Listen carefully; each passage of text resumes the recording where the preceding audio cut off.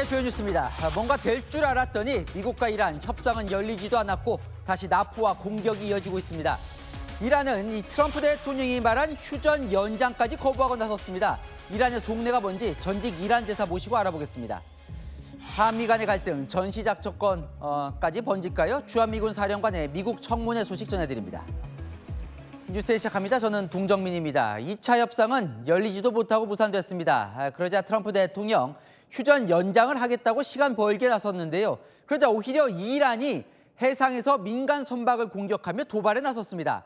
다시 일촉즉발 상황입니다. 첫 소식 김지혁 기자입니다. 트럼프 미국 대통령이 이란과의 휴전을 연장하겠다고 전격 발표했습니다.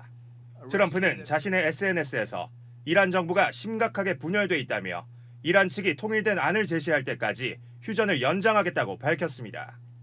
파키스탄이 요청했다는 명분을 내세우며 사실상 무기한 휴전에 돌입한 겁니다. 트럼프는 불과 몇 시간 전만 해도 휴전 연장은 할 것 같지 않다며 합의 불발 시 이란을 폭격할 수 있다고 말했습니다. 이번 휴전 연장 선언은 이란 측의 거부로 2차 협상이 무산된 데에 따른 것으로 풀이됩니다. 휴전 발표 직후 백악관은 미국 대표단의 파키스탄 방문이 오늘 이뤄지지 않을 것이라고 공지했습니다. 이란 타스님 통신은 2차 협상에 응하지 않겠다는 입장을 파키스탄을 통해 미국에 전달했다고 밝혔습니다. اون هیچ هیئتی از ایران به اسلام آباد پاکستان نرفته اما هیئت اصلی یا فرعی اولیه یا ثانویه. 미국의 일방적 휴전 연장을 인정하지 않겠다던 이란 측은 해상 도발을 재개했습니다. 영국 해사무역기구는 우리 시간 오전 11시 오만 해상에서 민간 컨테이너선이 이란 고속정에 공격을 받았다고 밝힌 데 이어 오후 2시경 또 다른 화물선이 공격을 받았다고 전했습니다. 조타실 등에 타격을 입었지만 두 척 모두 인명피해는 없는 것으로 전해집니다. 채널A 뉴스 김재혁입니다. 자, 미국 이번엔 특수부대원까지 보내서 인도양을 지나가는 이란 관련 유조선을 납포했습니다. 지난번 호르무즈 해협에 이어 또다시 납포를 한 겁니다. 해상 봉쇄 범위를 넓혀가며 이란 압박 수위를 높이고 있습니다. 박지혜 기자입니다. 헬기에 오르는 미 해군 특수부대 네이비실 대원들. 거대한 유조선에 내려 수색을 시작합니다. 현지 시각 어제 미 인도태평양 사령부는 인도양 북동부에서 이란산 원유 밀수 혐의를 받는 무국적 유조선 티파니호를 전격 납포했다고 밝혔습니다. 미국은 이 배가 이란 제재를 피하기 위해 특정 국가로 등록하지 않은 것으로 보고 있습니다. 외신에 따르면 티파니호는 이란 하르그 섬에서 이란산 원유 약 200만 배럴을 실었습니다. 이후 목적지인 싱가포르로 향하던 중 스리랑카 동쪽 인도양 해역에서 납포됐습니다. 납포 당시 큰 충돌은 없었고 선박은 다시 이란으로 회항했다고 알려졌습니다. 미군은 현지 시각 19일에도 이란으로 향하던 컨테이너선을 납포했는데 중동 이외의 지역에서 납포 작전을 벌인 건 이번이 처음입니다. We are also conducting similar maritime interdiction actions and activities in the Pacific AOR against those ships that left that area before we began the blockade. 이번 작전은 공해상에서 국적 불명의 선박을 상대로 경찰권을 행사할 수 있는 권리, 이른바 임검권 행사를 통해 이뤄졌습니다. 미 국방부는 영상을 공개하며 국제 수역은 제재 선박의 피난처가 아니다라고 강조했습니다. 미국이 이란의 핵심 자금줄인 원유 수송로를 원거리에서도 조이면서 압박 수위를 한층 끌어올리고 있다는 평가가 나옵니다. 채널A 뉴스 박재입니다. 협상이 무산되면서 미국에선 다시 이란의 하르그 섬을 겨냥하기 시작했습니다. 트럼프 대통령 이란 봉쇄 작전은 계속된다면서 미군의 준비 태세를 갖추라고 명령했습니다. 워싱턴 정다은 특파원이 백악관 분위기 전해왔습니다. 트럼프 대통령은 휴전 연장에도 미군의 이란 해상 봉쇄는 계속된다고 발표했습니다. 그러면서 미군의 경계 태세를 유지하고 즉시 대응할 수 있도록 지시했다고도 밝혔습니다. 실제로 중동 지역을 관할하는 중부사령부는 오늘 다양한 봉쇄 관련 SNS 게시물을 올리며 역봉쇄 이후 28척의 선박이 해항했다고도 밝혔습니다. 트럼프는 특히 봉쇄를 풀게 되면 이란과의 합의에 도달할 수 없을 것이라며 호르무즈 역봉쇄 의지를 분명히 했습니다. 미국은 해상 봉쇄를 통해 이란의 자금줄을 더욱 옥죄겠다는 방침입니다. 베선트 재무장관은 미국의 해상 봉쇄로 이란 최대 석유 수출 터미널이 있는 하르그 섬의 원유 저장고가 꽉 찰 것이고 취약한 이란의 유정들은 사용 중단될 것이라고 주장했습니다. 이와 관련해 미국 CNN은 저장 공간이 없어지면 이란은 수출 수입의 80%를 차지하는 원유 생산을 축소하거나 중단해야 할 수도 있다고 전했습니다. 미국 재무부는 또 현지 시각 어제 이란에 무기를 지원한 단체 4곳과 개인 8명을 제재했다고도 발표했습니다. 이란의 원유 수출과 무기 공급망 차단으로 이란을 압박하면서 협상력을 더 높이려는 전략을 택한 것으로 풀이됩니다. 트럼프 대통령이 다양한 압박으로 이란과의 종전 합의를 이루겠다는 의지를 드러냄에 따라 호르무즈 해협을 둘러싼 양국 간 긴장은 당분간 지속될 것으로 보입니다. 워싱턴에서 채널A 뉴스 정다은입니다. 대체 이란은 무슨 생각일까요? 아예 휴전 자체를 거부하겠다며 강력한 공격을 예고했습니다. 100% 전투 준비 태세라면서 호르무즈 해협을 미국이 풀지 않으면 회담도 못 연다고 하는데요. 이른바 온건파까지 강경해지는 분위기입니다. 이기상 기자입니다. 2차 종전협상이 사실상 무산되자 이란은 더 강력한 군사적 대응을 예고했습니다. هر گونه اقدام علیه ایران اسلامی بلافاصله به اهداف از پیش تعیین شده قدرتمندانه هجوم می‌آورند و به امریکای متجاوز و رژیم کودککش صهیونیستی شدیدتر از قبل. 이란군이 100% 전투 준비 태세를 갖추고 있다며 전쟁 불사를 다짐했습니다. 이란 국영방송은 트럼프 대통령의 일방적인 휴전 연장을 인정할 수 없다는 입장. کردند مذاکره زیر سایه تهدید و نقض عهد را نمیپذیریم و 이란 외무당국은 미군의 호르무즈 해협 역봉쇄를 해적질이라며 맹비난했습니다. به عنوان راهزنی دریایی و تروریسم دولتی است این اقداماتی که آمریکا انجام داده. هر دو مورد. 아바스 아라그치 이란 외무장관도 이란 항구 봉쇄야말로 전쟁이자 휴전협정 위반이라며 이란은 협박에 저항하는 법을 안다고 과세했습니다. 하지만 협상 재개의 문을 완전히 걸어 잠근 건 아닙니다. 아미르 사이에드 이라바니 유엔 주재 이란 대사는 미국이 해협 봉쇄를 해제하는 즉시 다음 회담이 이슬람아바드에서 열릴 것이라며 미국이 먼저 봉쇄 해제에 나설 것을 촉구했습니다. 채널A 뉴스 이기상입니다. 이란 테헤란 도심에선 이런 미사일 퍼레이드도 하고 있습니다. 호르무즈 해협이 옛날엔 페르시아만이었다면서 이란 소유라는 걸 강조하는 영상도 공개하고요. 내부 결속 여론전까지 점점 강경해지는 분위기, 문예빈 기자가 이어갑니다. 이란 혁명수비대 군인들이 미사일에 올라 등장합니다. 시민 수만 명이 국기를 흔들며 환호합니다.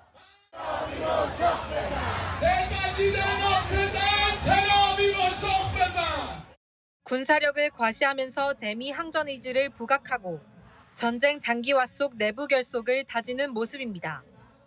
테헤란 도심 퍼레이드에 등장한 미사일은 이란이 자랑하는 최신 중거리 탄도미사일 호람샤르 4입니다. 사거리 2000km, 탄두 중량 최대 1.5톤의 고성능 미사일로 다탄두 기능의 대기권 재진입 속도가 최고 마하 15로 요격이 쉽지 않아 이번 전쟁에서 크게 주목받았습니다. 안에서 미사일 퍼레이드로 단합된 모습을 보였다면 밖으로는 여론전에 적극 나섰습니다. 이란 국영TV는 과거 서양이 호르무즈 해협을 지배했던 사실과 이를 되찾아온 이란의 역사 다큐멘터리를 공개했습니다.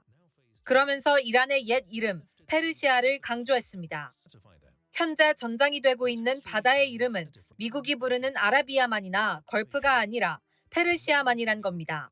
Iran's sovereignty over its southern waters and the future of Britain's lake. A lake Iran insisted on calling the Persian Gulf. 이란 의회도 호르무즈 해협 통행료부가 관련 법안을 넘기면서 선적 서류 등의 페르시아만이라고 쓰지 않는 나라의 선박은 통과를 금지하는 조항을 넣었습니다. 채널A 뉴스 문예빈입니다. 트럼프 대통령 지금 보시는 이란 여성 8명을 석방하라는 글을 올렸습니다. 이란은 바로 가짜뉴스라고 반발했는데요. 이 여성들 누굴까요? 신희철 기자가 보도합니다. 트럼프 미국 대통령이 현지 시각 어제 자신의 SNS에 올린 글입니다. 이란 여성 8명의 사진과 함께 이란이 이들을 교수형에 처할 예정이라는 글을 공유했습니다.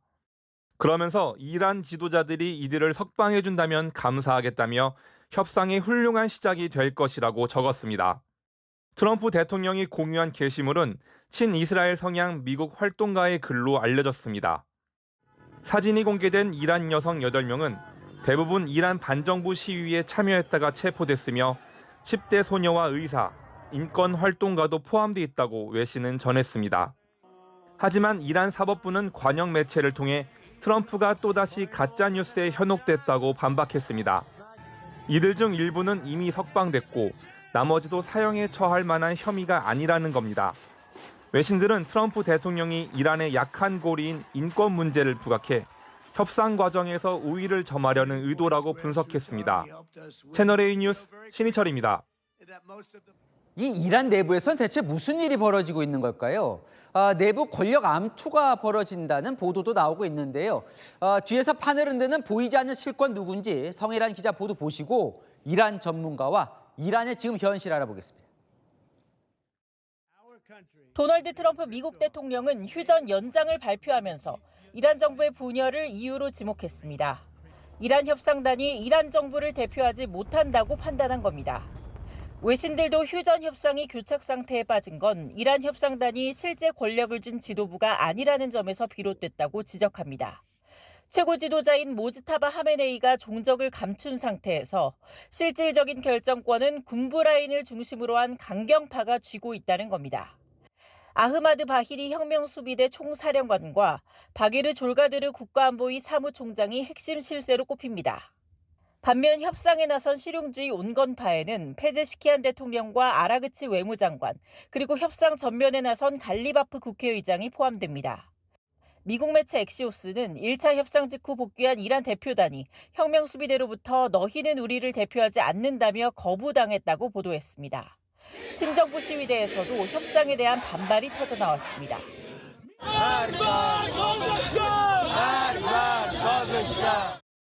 반발이 심해지자 갈리바프가 직접 진화에 나서기도 했습니다.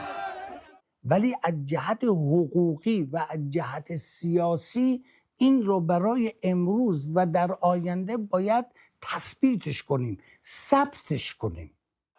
월스트리트 저널은 갈리바프가 강경파와 온건파 사이에서 위험한 줄타기를 하고 있다고 평가했습니다. 채널A 뉴스 성일환입니다. 윤광현 전 주 이란 대사 스튜디오에 모셨습니다. 어서 오십시오. 감사합니다. 초대해 주셔서 감사합니다. 예, 이거 협상이 또 무산이 돼 버렸습니다. 글쎄 말입니다. 예. 근데 트럼프 대통령 이거부터 좀 여쭤볼게요. 휴전 연장을 계속 안 하겠다고 해왔는데 안 하겠다고 하더니 6시간 만에 연장을 선언했어요. 오락가락 왜 이런 겁니까 이건? 계속 이제 트럼프 대통령이 잘하시는 이제 최대한의 압박을 하면서 이렇게 협상을 갖다 유리한 국면으로 끄시는 그런 게 있는데 벌써 이번 이란 사태에 관련해서 6번째 지금 연장이 되는 거거든요. 예. 연장이 되는 건데 지금 그때마다 그 고비 때마다 이 연장을 안 할 수 없는 것이 그게 시한이 도래했다고 해서 협상을 깰 만큼 두 나라가 지금 여유가 없거든요. 예. 그러니까 계속 상황을 보면서 이제 연장해갖고서 지금 이제 이번 6번째까지 연장이 되셨는데 이게 그만큼 이번에 걸린 그 양국의 그 이해관계가 굉장히 크다는 걸 갖다 반증하는 거라고 볼 수 있겠죠. 외신에서는 트럼프 대통령이 좀 오락가락하고 갈팡질팡한다. 내부에서도 그렇게 평가하는 얘기도 있던데 이게 즉흥적인 거예요? 아니면 이건 전략적으로 계속 지금 약간 왔다 갔다 하는 겁니까? 트럼프 대통령이 이제 개인적인 품성에 이제 특징이 있으시지만 예. 지금 굉장한 그 압박을 받고 계실 겁니다. 왜냐하면 국내에서도 지금 이란 사태 관련해서 이렇게 최근에 동향이 재보궐선거 선거에서 거의 참패를 하셨거든요. 그럼 거의 텃밭이라고 할 수 있는 텍사스라든가 아니면 본인의 별장 있는 마라라고 이런 데서도 거의 다 참패를 했고 그리고 가장 미국 국내 정치에서 가장 민감한 유가도 계속 올라가고 있고 예. 그리고 그러니까 최근에 보시면은 트럼프 대통령께서 SNS에서 거친 언사 이런 것도 나온 것이 지금 받고 계시는 그 스트레스를 갖다 이제 표현한 거라고 볼 수가 있는데 그러니까 아주 정교한 택틱에 의해서 그 고도의 이제 협상 기술에 의해서 그렇게 했다고 보기에는 지금 본인이 느끼시는 스트레스가 너무 많은 거고, 그러니까 지금 시스템으로 돌아가지 않고 본인이 부담하고 계시는 부담이 너무 많다고 보여지는 것이죠. 근데 또 눈에 띄는 게 휴전 연장을 하겠다는데 언제까지 기한을 명확하게 얘기를 하질 않았어요. 이건 어떻게 봐야 됩니까? 이것도 아까 이제 첫 번째 문제랑 비슷하게 이 협상이 너무 이제 중요한 거라서 어느 한편에서 일방적으로 이제 파기라고 나가기가 어려운데, 협상 시한을 갖다 지금 또 정하면은 이게 이제 다시 그때까지 안 되면 또 연장하고 또 연장하고 이게 자꾸 해가지고서 양치기 소년이 자꾸 반복이 되는 결과가 될 테니까 이번에는 조금 이제 뒤에는 오픈엔디드로 다 열어놓으신 것 같아요. 그럼 이제 이란 쪽 살펴볼게요. 이란 쪽도 지금 궁금한 게 많은데 트럼프 대통령이 휴전을 연장하겠다고 하니까 그것마저 거부를 해버렸어요. 이건 또 뭐예요? 그걸 거부한 것은 지금 이런 메시지를 던진 거라고 저희 이해를 하는데, 지금 이란이 이제 문제를 삼는 것이 휴전 기간 동안에 미국이 계속 이제 해상 봉쇄라든가, 해상 봉쇄는 사실 그 적대 행위 중에서 아주 가장 대표적인 그 행위라고 볼 수 있는데, 그런 압박을 가하면서 이렇게 협상을 갖다가 이제 이 압박을 가하고 있는 거에 대해서 이건 그런 상황에서 우리가 타결할 수가 없고, 이게 만약에 그런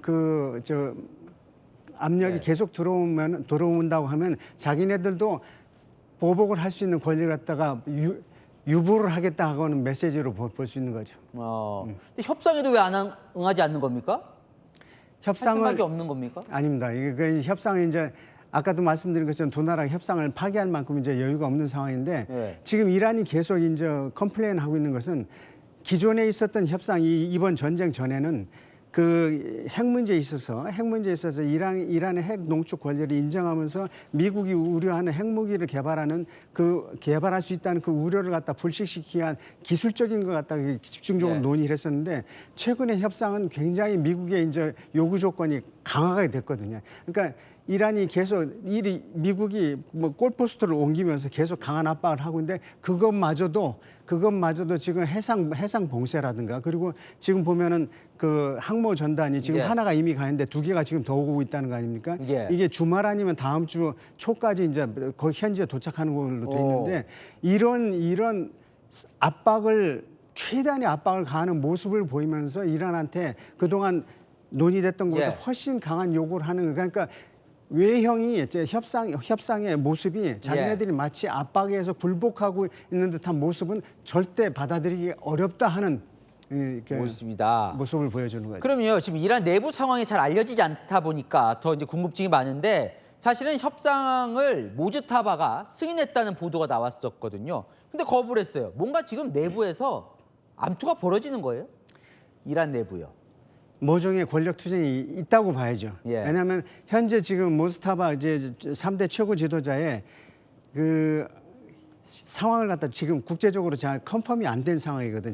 왜냐면 육성도 안 나오고 비디오도 안 나온 상황인데, 어쨌거나 계속 최고 지도자 명의로 다 메시지는 나오고 있는데, 지금 모스타바가 이제 알리 하멘의 아버지가 이제 순교를 하시는 바람에 급부상을 해갖고서 3대 지도자가 됐지 않습니까? 그러니까 시기가 너무 짧고, 그리고 그 전에 이 모스타바가 유력한 후보 중에 하나로 논의는 됐었지만 아주 유력한 후보는 아니었었어요. 그러니까 지금 완전한 국정을 장악하고 못하고 있을 거라고 보는 거죠. 만약에 현재 활동을 하고 있다 하더라도. 그러니까 그런 상황이고, 아버지 알리 하메니는 한 40년간의 이제 통치를 통해서 이란 이라크 전쟁이 끝나면서 바로 최고 지도자가 되셨기 때문에 그 어려운 시기에 국가를 맡아서 IRGC와 해갖고서 이제 하면서 국정 장악을 완전하게 해서 지금은 모스타바가 못하기 때문에 그 내부에서 분명히 보수와 개혁파 간에 모종의 권력 암투가 분명히 있을 거라고 저희가 보고 있습니다. 그게 또 예측할 수 없는 상황까지 가는 것 같습니다. 오늘 시간이 다 돼서 여기까지 말씀 듣겠습니다. 윤광현 전 주 이란 대사와 이야기 나눠봤습니다. 고맙습니다. 감사합니다.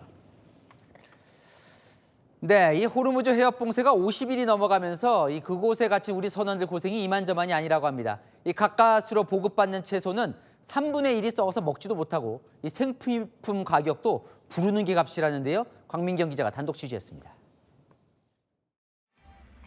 호르무즈 해협 안쪽에 발목 낀 배는 약 2,000척. 해협 봉쇄가 50일 넘게 이어지면서 중동 업자들에게 식량을 구매해 소형 보급선으로 전달받고 있습니다. 그런데 최근 공급받는 식량 품질이 크게 떨어졌습니다. 신선도가 중요한 채소는 상당량이 못 먹을 상태로 배달되는 겁니다. 한국 유조선 선원 A씨는 카타르나 사우디 업체들이 공급하는 식자재 품질이 크게 떨어졌다며 3분의 1은 썩어 있어 즉시 폐기가 필요할 정도라고 전했습니다.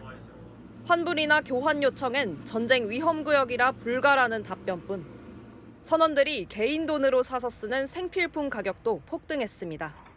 A씨는 15,000원 했던 샴푸를 지금은 4만 원에 팔고 있다고 전했습니다.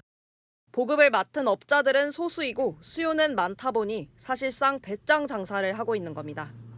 봉쇄 장기화로 인한 고통에 현지 업체의 바가지까지 우리 선원들은 이중고를 겪고 있습니다.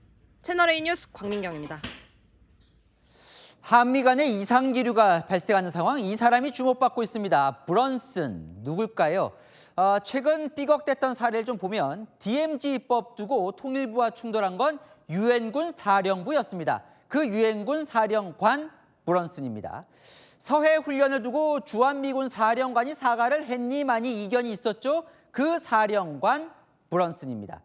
전시작전권 전환 가지고 우리 국방부와 한미연합군 사령부가 논의 중인데 그 사령관 역시 브런슨입니다. 별 4개, 자, 이 제이비어 브런슨, 이 3개의 직함을 갖고 있는 이 브런슨 사령관이 한미가 삐걱대는 중심에 서 있는 모양새인데요. 미국 상원에서 열린 회의에 오늘 참석해 전작권 관련해서 한국에 경고성 발언을 했습니다. 이현지 기자입니다. 제이비어 브런슨 주한미군 사령관이 현지 시각 어제 미 상원 군사위원회에서 한미 전시작전 통제권 전환을 서두르면 안 된다고 강조했습니다. We have to continue to work to ensure that political expediency doesn't outpace the conditions. 그러면서 조건에 집중해야 미국과 한국이 더 안전해진다고 강조했습니다.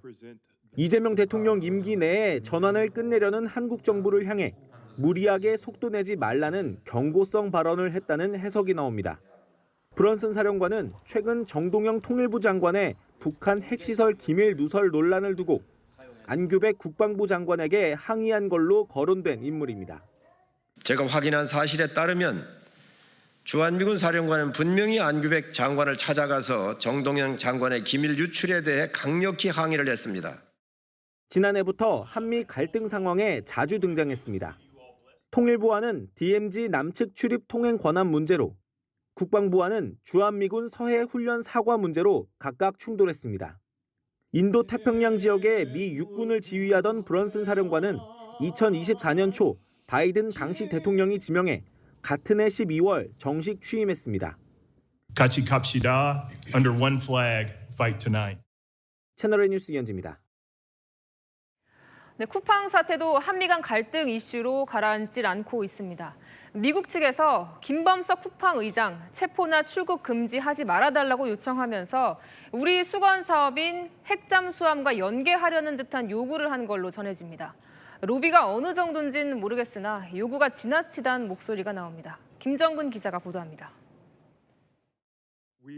미국 측이 한국 경찰 조사를 받고 있는 쿠팡 김범석 의장의 신변 안전을 요구하며 이를 약속하지 않으면 한미 안보 분야의 고위급 협의도 어려울 수 있다는 입장을 우리 측에 전해온 걸로 파악됐습니다. 그 협의엔 핵추진 잠수함도 포함돼 있습니다. 취재에 따르면 미국 측은 김 의장이 한국에 입국할 때 체포되거나 이후 출국 금지 당하는 일이 없도록 해달라고 요구한 걸로 전해집니다. 대규모 개인정보 유출 사태로 국내 조사를 받게 되자 김 의장 측이 국무부, 백악관, 의회 등을 상대로 로비를 펼쳐 한국 정부에 압력을 행사하고 있다는 지적이 나옵니다. 정부 관계자는 쿠팡의 대미 정부 로비가 전방위적으로 가동 중이라고 설명했습니다. 미 공화당 의원 50여 명은 현지 시각 어제 강경화 주미대사에 한국 정부가 쿠팡과 미국 기업들에 대한 박해를 중단해야 한다는 서한을 보내기도 했습니다. 청와대는 쿠팡 관련 이슈가 한미 안보 논의에 부정적 영향을 미치지 않도록 미 측과 협의해 나갈 예정이라면서도 쿠팡에 대한 조사는 우리 국내법 절차에 따라 처리해 나갈 것이라고 별개 사항임을 분명히 했습니다. 채널A 뉴스 김정근입니다. 네, 사건을 보다 시작합니다. 사회부 김민환 기자 나왔습니다. 첫 번째 사건부터 보겠습니다. 네, 빠르게 달려오는 차가 보이는데요. 네, 음식점 주차장에서 난 사고인데 네. CCTV 영상으로 당시 상황 보시겠습니다. 교차로에서 빠르게 승용차가 달려옵니다. 점프하듯 주차장 턱을 넘어서 계속 음식점 쪽으로 돌진하는데요. 흙먼지를 일으키며 달려와 주차 중인 트럭을 그대로 들이받습니다. 사고 충격으로 트럭이 건물 쪽으로 밀려나는데요.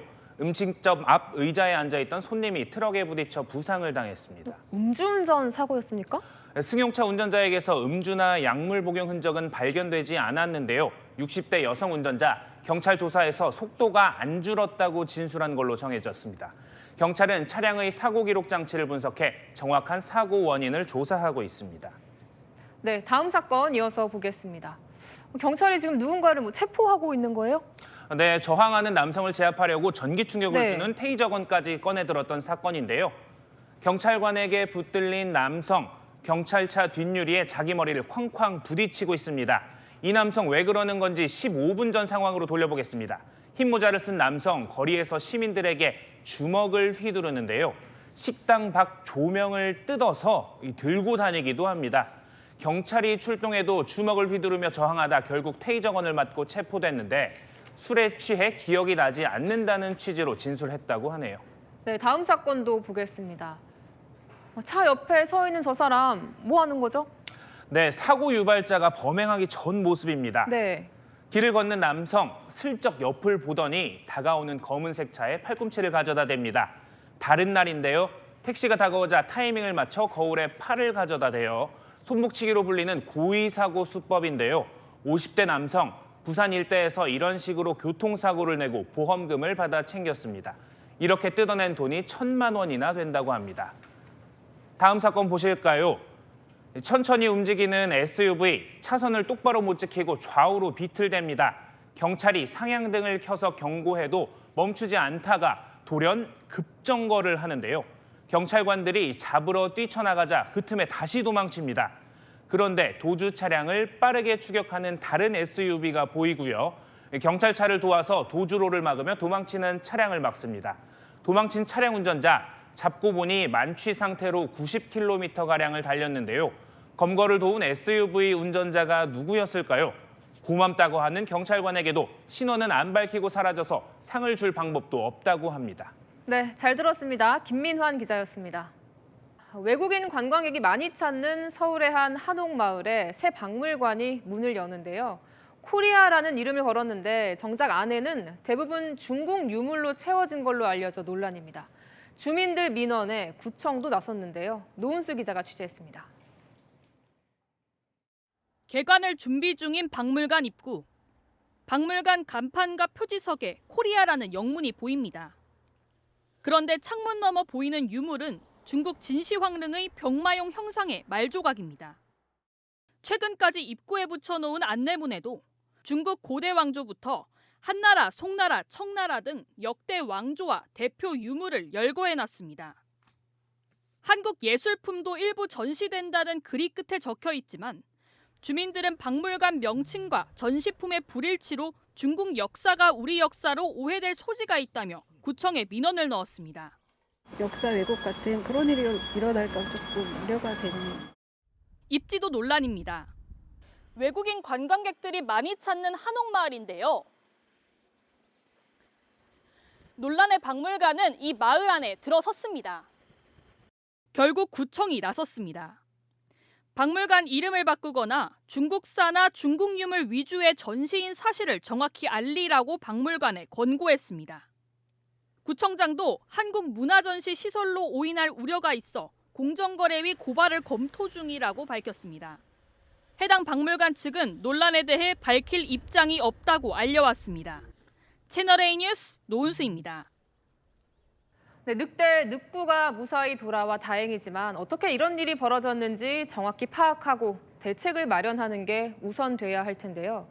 늑구를 마케팅에만 활용하고 있다는 비판과 셀프 감사 논란에 결국 대전시가 직접 감사에 나서기로 했습니다. 우현기 기자가 보도합니다. 늑구가 주변을 경계하듯 두리번거리더니 땅바닥에 놓인 먹이 쪽으로 다가와 식사를 시작합니다. 대전 오월드가 자체 SNS에 올린 늑구의 최근 영상으로 조회수 총합은 180만을 돌파했습니다. 대전시는 늑구를 대전 대표 캐릭터인 꿈씨 패밀리에 추가하는 방안을 검토하는 것으로 알려졌습니다. 사고 원인이 규명되지도 않았는데 늑구 마케팅만 하느냐는 비판이 나옵니다. 늑구도 대전시에서 잘 관리를 해줘야 된다고 생각합니다. 물론 마케팅으로 활용하는 것도 좋지만 그게 더 우선이 되어야 된다고 생각을 합니다. 셀프 감사 논란도 불거졌습니다. 늑대 탈출 사고 책임이 어디 있는지로 대전 오월드 운영 주체인 대전도시공사가 감사를 진행한다고 알려졌기 때문 논란이 커지자 이장우 대전시장은 대전시가 직접 고강도 감사를 하겠다고 밝혔습니다. 앞서 지난해 5월 기후부가 일부 동물원을 조사한 결과 오월드 내 사자 등 7개 우리가 개선이 시급하다는 평가를 받은 것도 뒤늦게 알려졌습니다.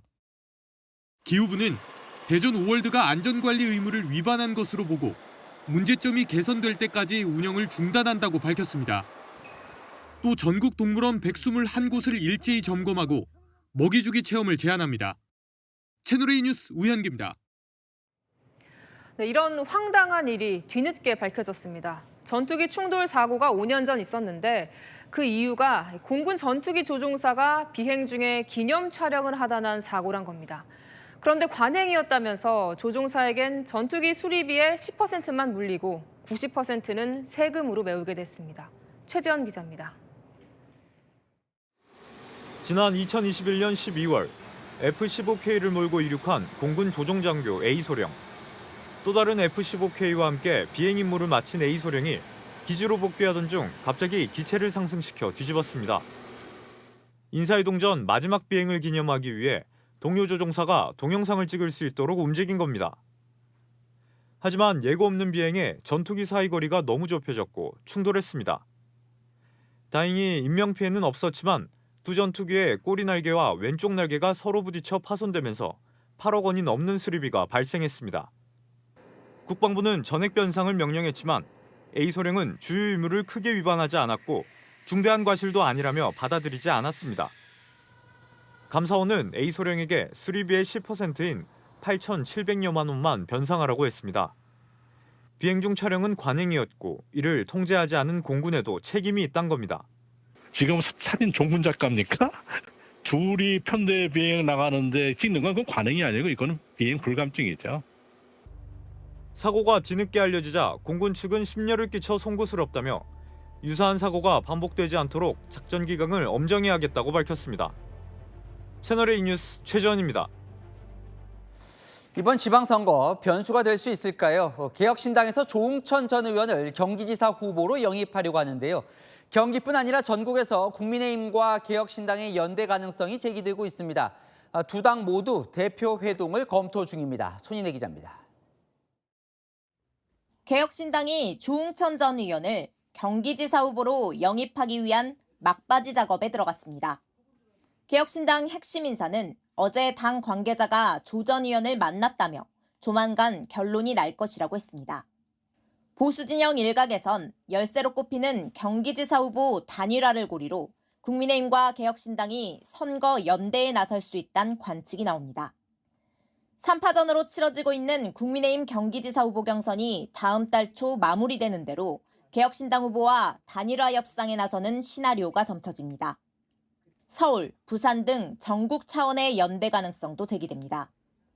국민의힘 한 관계자는 한 표가 아쉬운 국민의힘이나 당선이 필요한 개혁신당이나 이해관계는 맞는다고 했습니다. 오세훈 서울시장 후보도 개혁신당과의 연대 가능성을 열어두고 있습니다. 장동혁, 이준석 대표는 회동을 조율 중입니다. 선거 승리를 위해서 주변에서 여러 말씀들을 주고 계십니다. 그런 점들을 잘 참고해서 선거에 승리할 수 있는 방안이 무엇인지 고민해 보도록 하겠습니다. 하지만 이미 두 당 모두 후보가 대부분 정해진 상황이라 쉽진 않다는 분석도 나옵니다. 양측은 현재 연대는 검토하고 있지 않다고 했습니다. 채널A 뉴스 손희입니다. 현장에서 붙다 오늘은 세종으로 갑니다. 미국 워싱턴 DC 같은 행정 수도를 꿈꾸며 세워진 지 15년 지났습니다. 평균 연령 39.6세의 가장 젊은 도시. 필수 시설도 어느 정도 갖췄지만 시민들은 여전히 세종초원이라고 부릅니다. 현안 들고 후보에게 갑니다. 정성원 기자입니다. 유령의 도시라고 할 정도로 오산은 전부 다 밖으로 나가요. 주말에는 아주 안 됩니다. 주말엔 다른 도시가 된다는 세종시. 그래서 주말에 가봤습니다. 잠시 후 도착 버스는 B1번입니다. 토요일 오후 2시 버스에 우르르 타는 사람들. 어디로 가는지 저도 따라가 봤습니다. 40분 걸려 도착한 곳, 옆 도시 대전입니다. 한 달에 한 몇 번 정도 가세요? 한 2번? 1년 하면 한 24번 정도 가시겠다고 하시겠네요. 네네. 백화점, 공원, 맛집 찾아 대전 원정 가는 세종 시민들입니다. 반면 세종은 텅 빈 도시가 됩니다. 평일엔 손님으로 가득 찼던 음식점에 가봤습니다. 여기도 되게 잘 되는 해장국집인데 주말에는 운영을 안 하네요. 손님이 아예 없으니까 그냥 인건비도 안 나와요. 전기요금도 안 나오고. 행정수도가 된 지 15년. 학교, 병원, 필수 시설은 갖춰졌지만 문화, 쇼핑, 볼거리, 즐길거리가 없습니다. 세종청사 옆에 3층 규모 쇼핑몰 정도. 있던 것도 지금 없어져 있는 상태이기도 하고. 너무 사는 데 별로 없거든요. 백화점이 생겼으면 좋겠대요. 세종시 나성동 7만 제곱미터 공터. 백화점과 문화시설 부지로 계획됐지만 10년 넘게 공터로 남아 있습니다. 저희 상가만 해도 1층이 21개가 있는데 10개가 공실이에요. 뭐 백화점이라는 게 다 수익성이잖아요. 네. 50만 이상은 넘어야 된다. 3년마다 10만 명씩 늘던 세종시 인구는 부처 이전이 끝나면서 정체 상태입니다. 미국 행정수도 워싱턴 DC처럼 자급 도시가 되겠다며 박물관 단지를 만들고 있지만 지어진 건 어린이 박물관뿐입니다. 여야 후보도 심각성은 안다고 합니다. 볼거리, 즐길거리 부족하다는 얘기는 익사이팅한 그런 관광지라든가 테마파크는 좀 부족한 게. 해결책은 뭘까요? 유동인구를 많이 일으켜야 돼요. 자연사 박물관이나 아니면 세계적인 미술관 같은 거를 좀 더 추가해서 나성동 같은 경우는 이제 문화예술 관광 특구로 지정을 할 생각입니다. 지역 화폐를 점점 확대해야 할 필요가 있다고 봅니다. 테마파크형 복합 쇼핑몰이 캠핑장, 그리고 패밀리 레스토랑, 반려동물원이라든가 그런 것들을 많이 확충시켜서. 세종은 한국의 워싱턴 DC로 비상할 수 있을까요? 서울 가서 뭐 얘기하게 되면 아유 세종 촌에서 왔어요. 뭐가 없어요. 여기는 딱 직업은 3가지예요. 1. 공무원, 2. 부동산업자, 3. 건설업자. 현장에서 묻다 정성원입니다. 네, 오늘의 정치 뉴스 정치부 정현주 기자와 살펴보겠습니다. 첫 번째, 가슴이 철렁 김진태 국민의힘 강원지사 후보와 장동혁 대표네요. 네, 미국 다녀온 장동혁 대표 첫 지방행은 강원도였습니다. 김진태 강원지사 후보 장 대표 오지 말라는 지역도 있지만 나는 면전에서 쓴소리하겠다고 예고했었는데요. 오늘 했습니다. 대표께서 우리 강원도에 오신다고 하니까 대표님을 만나면 더 세게 얘기해달라는 그런 후보들도 있습니다. 하루 종일 발이 부르트도록 다녀봐야 중앙 뉴스가 뜰 때마다 가슴이 철렁 내려앉을 때가 많습니다. 붙잡으려고 하면 더 멀어져 가는 게 세상의 이치 아니겠습니까? 옛날에 그 멋진 장동혁으로 좀 돌아가 주셨으면 좋겠습니다.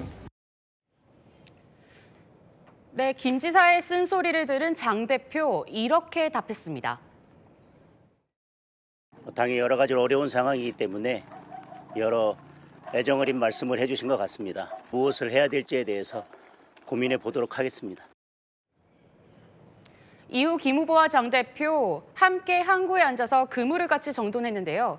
선거 분위기가 좋지 않다 보니 분위기는 가라앉아 있었습니다.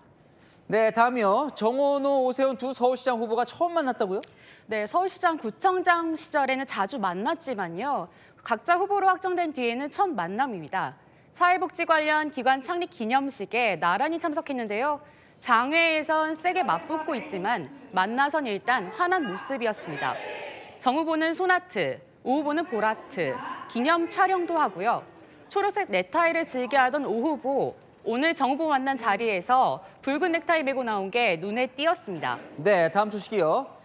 김용 전 부원장 공천이 민주당 뜨거운 이슈인데 당 지도부가 공개적으로 의견을 밝혔다고요? 네, 대체로 부정적. 당 사무총장이자 공천관리위원이 대통령 측근인 김용 전 민주연구원 부원장 공천에 대해 이런 입장을 밝혔습니다. 부정적인 면이 많지 않냐라는 의견들이 좀 더 강한 것 같습니다. 다른 선거에 영향을 나쁘게 미친다면 선택할 수 없는 카드겠죠. 그동안 말을 아껴온 당 지도부가 처음으로 공천 주기 쉽지 않다는 뜻을 밝힌 건데요. 오늘 정청래 대표도 모든 선거의 핵심 전략은 국민 눈높이와 승리라고 했는데 부정적인 의중을 비친 것 아니냐는 해석도 나왔습니다. 김용 전 부원장 입장에서는 또 위기감을 좀 느끼겠네요. 네, 김용 전 부원장은 오히려 자신의 공천이 당 승리에 도움이 된다면서 출마 의지를 다지고 있는데요. 친명 의원들도 속속 김 전 부원장 공천에 힘을 싣고 있습니다. 그래서 저는 제가 출마하는 게 오히려 도움이 된다. 라고 생각하실 수 있죠. 예, 검찰, 사법 저는 좀 박살내는데 그런 생각 빠른 시일 내에 하고 싶다. 김용의 출마를 지지하는 게 맞다. 네, 계파 갈등으로 번질지는 조금 더 지켜봐야 할 것 같습니다. 네, 정치부 정현주 기자가 살펴봤습니다. 네, 부동산에 붙은 매물 리스트인데 전세 물건은 찾아보기 어렵습니다. 이렇게 전셋집 찾는 게 하늘의 별 따기다 보니 부르는 게 값이고 신혼부부만 가능하다, 애가 있으면 안 된다, 까다로운 조건을 걸기도 한다는데요. 김지윤 기자가 현장을 다녀왔습니다. 서울 관악구의 3,500세대 아파트 단지, 전세 매물이 단 2건. 성북구 1,200세대 아파트 단지의 전세 매물 단 1건. 전세난에 매물이 나오기만 하면 소란이 벌어집니다. 먼저 차지하려 공인중개사끼리 신경전을 하고 7시 반에 신혼부부가 보시기로 했대요. 혹시 20분에 볼 수 있으면 저희한테 먼저. 집 보는 시간을 놓고 누가 먼저냐 싸움까지 났습니다. 11시에 약속하고 사람이 10시 반에 온대요. 원하는 자기가 먼저 한 거 아니냐 싸움이 나더라고요. 전세 매물이 없는데 찾는 사람만 12팀. 이거 보면은 하나, 둘, 셋, 넷, 다섯, 여섯, 일곱. 아침에 만약에 저 등록을 한다 그러면 30분도 안 돼가지고 바로 연락이 오. 전세를 찾아 13곳을 돌아다녀봤지만 계약은 하늘의 별 따기였습니다. 실제 서울 전세 매물은 1년 전 대비 절반 가까이 줄었습니다. 매물이 귀해 조건을 붙이는 집주인도 있습니다. 신혼부부여야 되고, 네. 외국이 없어야 되고. 아니, 그거는 이제 집이 전세도 귀하니까 임대인도 뭐 자기 저기가 있는 거잖아요. 전세가 없다 보니 상대적으로 저렴했던 서울 외곽 매물로 수요가 몰리고 있는데요. 이 매매가가 신고가를 달성하는 곳들도 있습니다. 바로 이 아파트 단지가 그렇습니다. 8억 4천이 24평 중에서는 현재 최고가를 기록했는데 전세 품귀에 어쩔 수 없으니 사자라는 생존 매수로 이어지고 있다는 분석도 나옵니다. 채널A 뉴스 김지윤입니다. 양이 얼마나 많길래 커피를 양동이에 담아 팔까요? 1리터가 넘는 대용량입니다. 미국에서 시작된 유행이 우리나라에서도 인기를 끌고 있는데요. 그런데 이거 다 마셔도 괜찮은 걸까요? 윤수민 기자가 취재했습니다. 양동이에 한가득 얼음을 담은 뒤 에스프레소 샷을 넣습니다. 1.4리터 용량의 양동이 커피입니다. 지난 2월 미국에서 출시돼 SNS로 유행을 타고 국내에도 출시됐습니다. A ladle and a bucket has never let me down. 양동이 인증샷은 필수입니다. SNS에 릴스로 많이 나와가지고 트렌디하거든요. 이 양동이 커피를 통상 기본 용량으로 판매되는 350ml 잔에 나눠보겠습니다.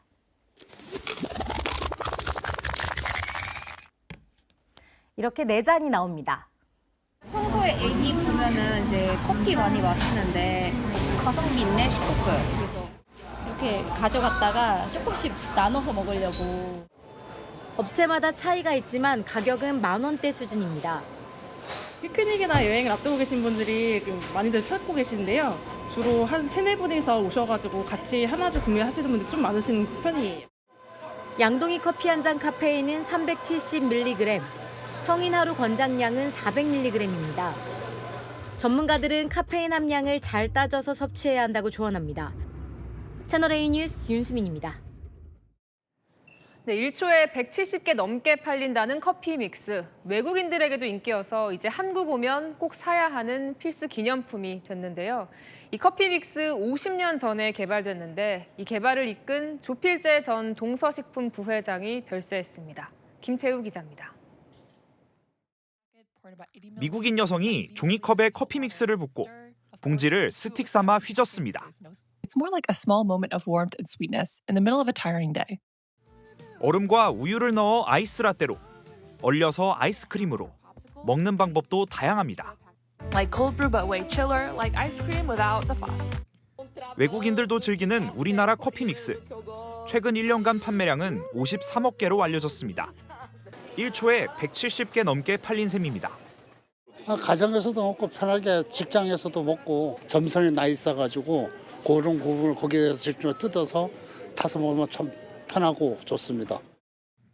커피와 크림, 설탕이 혼합된 현재의 커피 믹스는 지난 1976년 세계 최초로 개발됐습니다. 간편하게 마셔도 풍부한 커피의 맛과 향. 맛있다. 당시 커피 믹스 개발을 이끈 것으로 알려진 조필재 전 동서식품 부회장. 조 전 부회장은 회고록에 품질 관리 담당 사원의 아이디어로 개발이 시작됐다고 썼습니다. 우리나라 커피 시장을 이렇게 많이 확대하는 데 큰 공이 있지 않나 생각합니다. 재임 기간 프리마 동남아 수출로 K푸드 해외 진출 기반을 마련했다는 평가도 받는 조 전 부회장은 지난 20일 향년 101세로 별세했습니다. 채널A 뉴스 김태우입니다. 네, 이란과의 협상이 뜻대로 풀리지 않아서일까요? 트럼프 대통령 하루에도 몇 번씩 말을 뒤집고 있습니다. 트럼프 대통령과 가까운 한 관계자는 엉망진창이라 털어놨고 백악관 내부에서도 우려한다는 보도까지 나왔는데요. 최근에는 트럼프 대통령이 짜증이 늘고 수면이 줄었다며 건강 상태에 대한 우려까지 나오고 있습니다. 정유나 기자입니다. 트럼프 미국 대통령은 이란과의 휴전 협상을 두고도 하루에도 여러 번 말을 바꿨습니다. 협상이 불발되면 폭격이 있을 거라며 이란을 거세게 몰아세운 지 단 몇 시간 만에 휴전 연장을 발표했습니다. 하루 전날엔 JD 벤스 부통령이 보안 문제로 파키스탄에 가지 않는다고 밝혔다가 곧 이동할 것이라며 손바닥 뒤집듯 뒤집었습니다. 군사행동에 대해서도 말은 계속 바꿨습니다. 거센 위협과 비속어로 폭격을 경고하다가도 수차례 유예했습니다. 최후 통첩을 날렸다가 막판에 기한을 미루는 일이 최근 한 달 사이 6번 반복됐습니다. 영국 일간 텔레그래프는 이 같은 번복이 미 행정부의 의사결정 약화와 측근 중심 운영 때문이라고 분석했습니다. 또 트럼프 대통령이 수면 시간이 줄어 더욱 예민해졌다는 주장도 나왔습니다. What is your response to critics who say that I don't care about critics. 트럼프가 이란 전쟁의 불확실성을 키운다는 지적이 나옵니다. 채널A 뉴스 정윤아입니다. 네, 남중국해에도 긴장이 고조되고 있습니다. 미국과 필리핀 주도의 연합훈련에 일본까지 가세하자 중국이 최신 강습 상륙함을 투입하며 맞대응에 나섰습니다. 허준원 기자입니다. 중국 해군의 4만 톤급 강습 상륙함 스촨함입니다. 상륙 작전을 주 임무로 하는 대형 수상 전투함으로 헬리콥터와 항공기 운용이 가능합니다. 중국 인민해방군 해군은 공식 SNS 계정을 통해 스촨함이 상하이를 떠나 남중국해 해역으로 향했다고 공개했습니다. 함정 성능 검증과 해상 시험의 일환이라며 특정 국가를 겨냥한 건 아니라고 강조했지만 최신 강습함을 남중국해에 파견하면서 긴장이 고조되고 있습니다. 미국과 필리핀, 일본 등이 참여하는 대규모 합동훈련 발리카탄이 다음 달 8일까지 남중국해에서 진행되기 때문입니다. 이 과정에서 일본 해상자위대 소속 호위함이 대만 해협을 통과한 사실이 알려지며 중국이 반발하기도 했습니다. 安全领域谨言慎行，而不是到处炫耀武力，破坏地区稳定。 지난 20일 대만 해협을 통과한 중국 항공모함 랴오닝함도 남중국해 방향으로 전개됐을 가능성이 제기되는 등 일대를 둘러싼 군사적 긴장은 한층 고조되는 모양새입니다. 채널A 뉴스 허준원입니다. 네, 개봉을 앞둔 영화인데요. 주인공 옆에 등장하는 이 중국인 캐릭터에 중국에서 보이콧 움직임까지 일고 있습니다. 네, 극중 이름부터가 중국인 비하인데다가 초라한 의상과 설정이 동양인에 대한 고정관념에서 비롯됐던 건데요. 어떤 부분을 문제 삼고 있는지 베이징 이윤상 특파원이 보도합니다. 승강기 문이 열리고 패션 잡지사에 새로운 에디터가 등장합니다. 중국인 비서는 곧바로 자신을 소개하며 반갑게 맞이합니다. 그런데 중국인 비서의 이름 친저우를 두고 중국인 비하 논란이 불거졌습니다. 19세기 서구에서 중국인을 비하할 때 사용한 표현과 발음이 비슷하다는 겁니다. 这个词儿是19世纪白人专门用来嘲笑华裔工人口音的一个非常恶毒的词语。 다른 출연진과 달리 홀로 두꺼운 뿔테 안경에 화려하지 않은 옷차림을 한 캐릭터 설정이나 처음 본 상사에게 대뜸 대학 시절 성적을 자랑하는 모습을 두곤 동양인 고학력자에 대한 고정관념을 고스란히 드러냈다는 비난도 나옵니다. I did go to Yale, 3.86 GPA, lead soprano of the Whiff and Poops, and my ACT score was 36 on the very first. 중국 내에서 영화 개봉 전부터 보이콧 움직임이 이어지고 있습니다. 是有一点刻板印象的，然后我们确实是在打破刻板印象上要做的努力还是有很多走的路要。 在片方没有给出一个合理的解释之前，我个人是不会选择去买票观看它的。 다음 달 1일부터 닷새간 이어지는 노동절 연휴 개봉을 앞두고 흥행에 악영향을 미칠 수 있다는 우려가 나옵니다. 베이징에서 채널A 뉴스 이윤상입니다. 네, 핀란드의 한 오케스트라 공연 도중 연주하던 바이올린이 공중으로 날아갔습니다. 지휘자의 열정적인 지휘본과 부딪힌 탓인데요. 이 악기 15억 원짜리였습니다. 공연은 어떻게 됐을까요? 이서영 기자입니다. 오케스트라의 연주가 고조되고 지휘자가 열정적으로 지휘봉을 흔드는 순간 바이올리니스트의 바이올린이 빙글빙글 돌며 날아가 버립니다. 공연이 멈추고 모두가 당황했지만 연주자는 침착하게 악기 상태를 점검합니다. 현지 시각 16일 핀란드에서 열린 한 오케스트라 연주회에서 한화 15억 원 상당의 이탈리아 과다니니 바이올린이 날아가는 사고가 발생했습니다.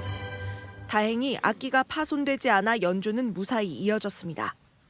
노상 테이블에서 카드 게임을 하는 사람들, 벼랑간 머리 위에서 뚝 소리가 나자 일부는 위를 올려다보고 한 사람은 급히 자리를 피합니다. 피한 자리엔 에어컨 실외기가 떨어졌습니다. 조금만 늦었어도 자칫 인명피해로 이어질 뻔했습니다. 미국의 한 주유소 편의점, 한 여성이 주머니에서 권총을 꺼내더니 점원을 위협합니다. 이윽고 총구를 겨누고는 여러 발 총격을 가합니다. 총에 맞은 점원은 중상을 입고 치료를 받고 있습니다. 경찰은 달아난 총격범을 쫓고 있습니다. 비행기 탑승구 앞 흰 셔츠를 입은 남성이 누군가에 붙들려 앉아 있습니다. 비행기에 가까스로 태웠지만 의식이 없이 바닥에 쓰러져 버립니다. 결국 주변 사람들이 들어 1등석 좌석에 앉힙니다. 중국 항공업체 임원인 남성이 독일 프랑크푸르트 공항 라운지에서 과음을 해 인사불성이 된 겁니다. 이 소동으로 비행기 출발이 1시간 넘게 지연됐고 남성은 중국 반부패기구에 의해 기소됐습니다. 채널A 뉴스 이서영입니다. 네, 미국에서 소형 비행기가 추락하는 사고가 났습니다. 전신주와 충돌한 뒤 중심을 잃은 듯 곤두박질 치는 모습이 포착됐는데요. 배유미 기자입니다. 고도를 낮춘 비행기가 전신주를 들이받으며 아래로 떨어집니다. 전신주와 고압 전선에서 섬광이 번쩍이며 굉음이 들립니다. 비행기는 인근 주차장에 떨어졌습니다. 공항 활주로에서 불과 400m 남짓 떨어진 지점입니다. 이 사고로 70대 조종사가 크게 다쳤습니다. 이 항공기는 이륙 직후 공항으로 다시 돌아가다 사고를 낸 것으로 전해집니다. 머리를 밀고 마스크를 쓴 재소자들이 화면으로 재판을 지켜봅니다. 엘살바도르 전역에서 각종 범죄를 저지르던 깽단 조직원들입니다. 엘살바도르 법원은 살인과 마약, 무기밀매 등 4만 7천 건 넘는 범죄에 연루된 깽단 조직원 486명에 대한 대규모 합동 재판을 열었습니다. 엘살바도르 정부는 범죄와의 전쟁을 선포하며 대대적인 깽단 소탕 작전에 나서고 있습니다. 일각에선 자기 변호권 침해 우려도 제기됩니다. 흰색 승용차가 기찻길에 걸린 듯 멈추어 섭니다. 운전자가 내려 차를 이리저리 밀어보지만 움직이지 않습니다. 다행히 다가오던 기차가 속도를 줄이면서 열차에 받친 차량이 조금씩 밀려나며 큰 피해를 면했습니다. 경찰이 화단에 보관함을 열자 숨어있던 남성이 발견됩니다. 이 남성, 고속도로에서 난폭 운전을 하다 표지판을 들이받고 멈춘 뒤 인근 정원에 숨어있다 결국 덜미가 잡혔습니다. 현지 당국은 남성을 구속하고 운전면허를 취소했다고 밝혔습니다. 채널A 뉴스 배윤입니다. 황사의 영향으로 오늘도 하늘빛이 탁했습니다. 내일은 공기질이 차츰 회복되겠고요. 남해안과 제주에는 비가 조금 더 이어집니다. 내일 낮까지 남해안은 5에서 10mm, 제주에는 최대 40mm가 예상되고요. 황사가 비에 섞여 내릴 수 있습니다. 경기와 충남은 오전까지 미세먼지 나쁨인데요. 오후부터는 농도가 옅어져서 전 권역이 보통 수준 되찾겠습니다. 동쪽 지역은 건조특보 범위가 확대됐습니다. 강원을 넘어 경북에도 특보가 내려졌습니다. 내일 아침엔 서울 9도로 오늘과 비슷하겠고 낮에는 23도로 오늘보다 3도 높습니다. 대전도 8도에서 23도로 일교차가 크겠습니다. 날씨였습니다. 뉴스에 마칩니다. 시청해주셔서 감사합니다.